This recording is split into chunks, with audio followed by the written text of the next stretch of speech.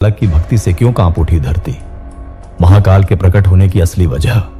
महाकालेश्वर के जन्म की कथा केवल पौराणिक नहीं बल्कि आध्यात्मिक विज्ञान से जुड़ी है। राजा चंद्रसेन चिंतामणि मणि के कारण युद्ध और संकट में घिरे हुए थे, जबकि असुर दूषण देवभूमि उज्जैन में तबाही मचा रहा था।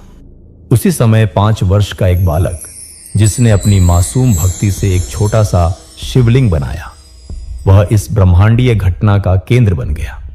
पुराणों में लिखा है कि बालक की भक्ति इतनी निष्कपट थी कि धरती हिली, वायु स्थिर हुई और शिव का रुद्र रूप प्रकट हुआ। इस रुद्र रूप में शिव ने केवल असुर का विनाश नहीं किया बल्कि काल का भी रूप लिया। यह वही क्षण था जब महाकाल पृथ्वी पर प्रकट हुए। इतिहासकारों का मानना है कि इस कथा का आधार केवल आस्था नहीं बल्कि किसी विशाल ऊर्जा विस्फोट का सांकेतिक वर्णन हो सकता है जो उस कालखंड में हुआ हो। रहस्य 4। जिस दृष्टि से असुर भस्म हो गया वही बना भस्म आरती का रहस्य।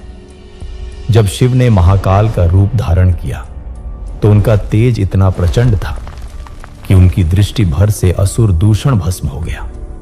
इसी भस्म से शिव ने अपना श्रृंगार किया और पहली बार भस्म पूजन की परंपरा आरंभ हुई।